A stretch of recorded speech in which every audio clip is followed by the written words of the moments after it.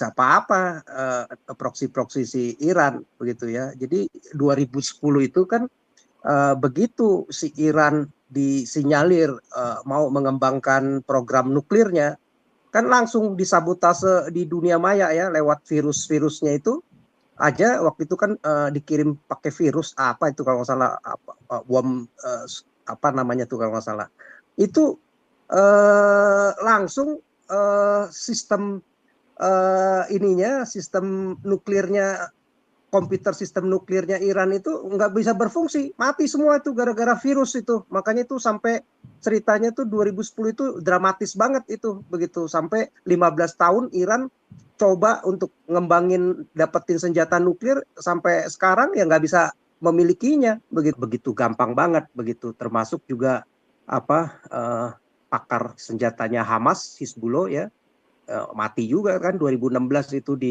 dibunuh juga ya si siapa Al Jawari kalau salah namanya itu ya, tahun 2016 ya. Mereka tuh yang rencana membuat drone-drone untuk Hamas.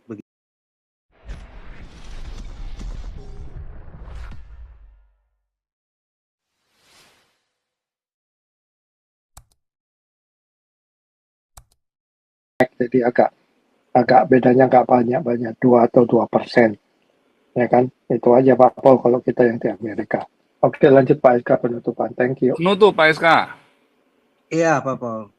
Jadi saya ingat kalau bicara Iran ya, apalagi nih sekarang kan kembali, jadi bukan hanya defense persenjataan ya, artinya intelijennya pun canggih, paling canggih kalau di Timur Tengah Israel ya dibanding Amerika maupun NATO ya, apalagi kalau dia kerjasama dengan beberapa negara-negara Arab CS dan si Amerika begitu ya, Eropa dengan Israel ya, dengan Mossadnya, Sinbadnya begitu ya, amannya begitu ya.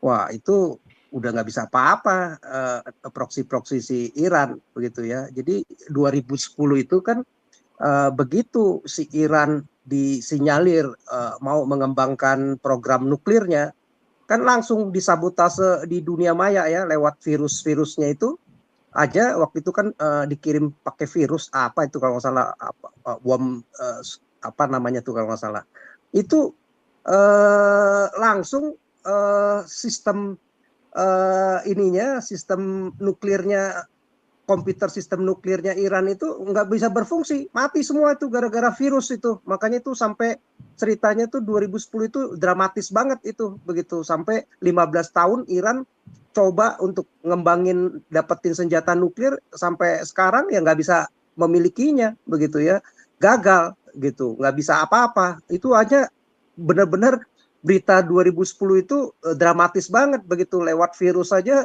bisa dihancurkan ya, belum lagi lewat operasi-operasi Mossad ya, Sinbad, belum lagi di bawahnya ya, kan di bawahnya itu banyak ya yang anak-anak muda yang direkrut orang-orang Israel yang dikuliahi setelah lulus S1 maupun SMA ke Harvard, ke MIT, sekolah-sekolah Ivy League-nya Amerika yang berkelas begitu ya, yang mendapat reward dan memang punya dana abadinya itu besar ya untuk melakukan riset-riset ya, sampai bisa kayak Harvard hampir 800 triliun, yang Prince itu bisa sampai ya sekitar segitu juga lah ya, minimal 500 sampai 800 triliun ya. Artinya dananya itu bisa 10 kalinya APBD-nya Jakarta begitu, 10 tahun APBD-nya Jakarta kalau satu tahun cuma 80 triliunan begitu. Tetapi kan kampus-kampus ini cuma 30.000, 40.000, 50.000 orang mahasiswa begitu. Kalau Jakarta kan ngasih makan semua 12 jutaan orang begitu ya. Jadi jauhlah kelasnya, berbeda banget begitu. Mereka punya tim-tim anak-anak muda yang disebut 1200 tim begitu ya di dunia maya, intelijen 504, intelijen unit 81, teknologi rahasianya mereka, yang belum program-program pelatihan-pelatihan yang lain yang ada di banyak negara begitu, sehingga memudahkan mereka mendapatkan data-data intelijensi musuh-musuh di mana saja, pergerakannya seperti apa saja, sampai satelit ya, apalagi kalau bekerja sama dengan satelitnya Amerika ya, Eropa begitu.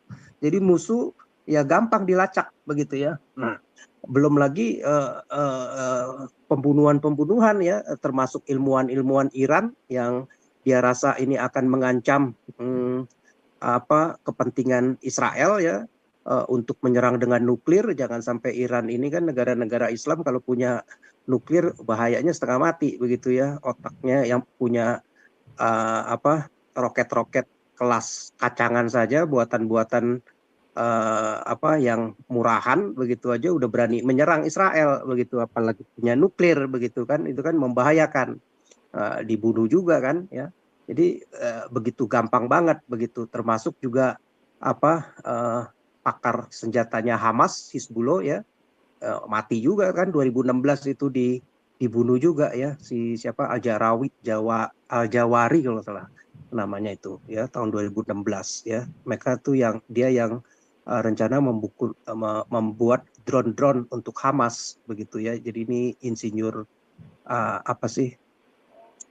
insinyur kayak si Habibie lah gitu di bidang aerodinamik, namanya tuh Pak, ilmu di dynamic atau aeronautika ya, nah, seperti itu ya, di bidang penerbangan lah, pesawat ya, mungkin kapal-kapal kecil, drone-drone untuk bikin itu ya, dibunuh, gampang dicari begitu ya. Jadi udah terkenal di bidang intelijen sekalipun juga mereka benar-benar menguasai begitu, karena mereka tahulah dari 48 sampai 73 dan seterusnya itu diserang ya, karena problemnya yaitu ayat-ayat setan itu ya, membenci Israel, ingin membinasakan Israel begitu kan. Itu udah ada dari abad 7 dan 8, ayat-ayat itu memang sudah disuarakan kepada orang-orang Islam ini ya, sehingga ya si Hamas ini walaupun bentuknya teroris ya, bentuknya suka teror,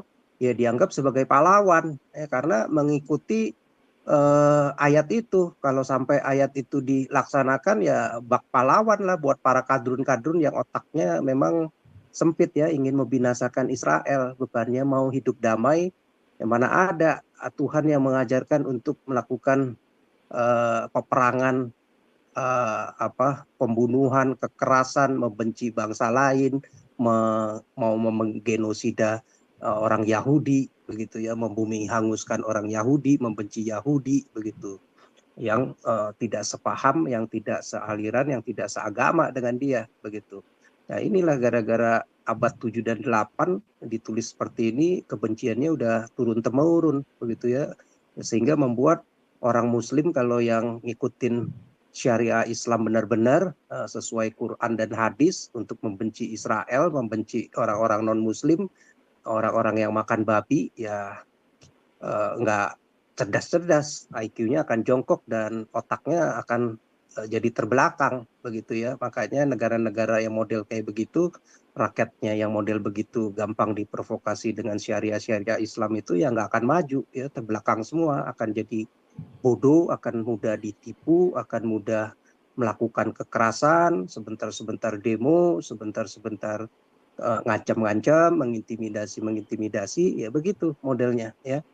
Nah, beruntung aja sekarang kayak kemarin aja sepak bola kan, sekarang kan banyak tuh Pak Paul, pemain-pemain Belanda nih Pak Paul, naturalisasi. Jadi pemain nasionalnya cuma 2 dari Indonesia. Naturalisasinya barat semua nih, kebanyakan Belanda nih, 9 pemain rata-rata Belanda ya, termasuk sepak bolanya. Makanya lah setelah ini Belanda jadi penyelamat juga Pak Paul lewat bola ini, makanya dibilang baru ada persatuan. Setelah orang-orang yang makan babi ini menyumbang nama harum buat Indonesia, bisa mengimbangi siapa, Arab Saudi dan si siapa kemarin satu lagi tuh, Australia. Sama Australia. Nah, gara-gara 9 orang-orang yang makan babi ini nih Pak Paul, jadi banyak orang-orang Indonesia berterima kasih begitu dan bangga kepada orang-orang yang makan babi ini sudah berjuang buat Indonesia, menyelamatkan muka bola Indonesia nih yang nggak pernah punya prestasi, kalah mulu begitu di Asia Tenggara aja berat begitu lawan Vietnam. Tapi semenjak ada mereka lumayan lah terselamatkan gitu. Jadi berbeda perjuangan ini, dihargailah minimal orang-orang naturalisasi yang makan babi, yang masih makan babi ini uh, menjadi ke persatuan kembali gitu ya di Indonesia, minimal di bidang olahraga begitu ya, dibanding ustadz ulamanya yang suka memperkeruh dan menghancurkan persatuan dan kesatuan Indonesia begitu ya, lewat ya itu ayat-ayat diskriminatifnya ya. Nah, jadi jauh lah ya, nggak mungkin Israel bisa dikalahkan secara defense di udara maupun secara intelijen maupun ofensifnya aja, baik di bidang tank, di bidang pesawat ya. Kalau pesawat kan dia memang dapat limpahan banyak dari Amerika ya, lewat F-35. Sekarang lagi dia kalau nggak salah mulai dikembangkan perusahaan yang memang perusahaan ada dari Israel juga yang ada di Amerika untuk mengembangkan pesawat hipersonik, artinya yang kekuatannya luar biasa, begitu cepat sekali ya, sulit untuk bisa dijangkau oleh rudal-rudal apapun begitu ya, yang kecuali bisa dengan rudal-rudal yang hipersonik juga begitu ya. Nah, tetapi dengan kemajuan-kemajuan teknologi ini ya jauh lah, nggak mungkin bisa diperangi oleh Israel, oleh Turki sekalipun ya, nggak bisa apa-apa. Turki aja mau minta F-35 aja dari dulu nggak dikasih-kasih ya.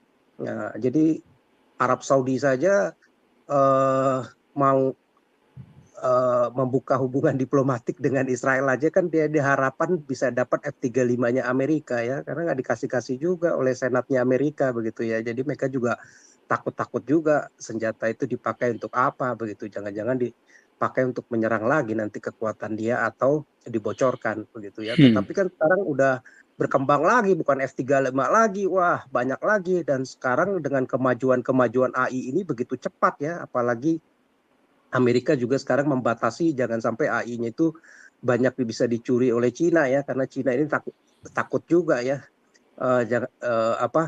teknologinya dijual ke Iran juga, alat-alatnya mereka begitu, alat alutistanya mereka begitu, maupun termasuk ke senjata-senjata itu ke Hamas maupun yang lain-lain ya demi cuan juga begitu. Jadi kan berbeda dengan Amerika, mereka melihat dulu begitu ya siapa yang layak untuk diberikan senjata-senjata itu begitu, jangan sampai ya ke tangan-tangan orang yang model-modelnya teroris seperti itu. Ya, jadi jauh lah ya secara teknologi, kalau lu nggak bisa menguasai perkembangan yang seperti Israel, Amerika, Eropa lakukan, berat lah lu bisa lawan begitu ya. Sampai saat ini aja Rusia aja ngelawan Ukraina aja juga berat begitu ya, karena banyak disokong oleh negara-negara Eropa, Amerika persenjataannya. Oke, Pak Paul itu aja. Oke, Tuhan Yesus memberkati pertemuan kita dan pembicaraan kita malam ini. Dialah didengar oleh banyak pihak yang berkepentingan dan menjadi navigator ya buat pengambil keputusan di Indonesia, karena kita mau memberkati Indonesia terus. Terima kasih buat semuanya yang ada di berkontribusi di YouTube dan di Zoom. Terima kasih semuanya. Berikut ini adalah aktivitas Yayasan Damaris yang ada di Indonesia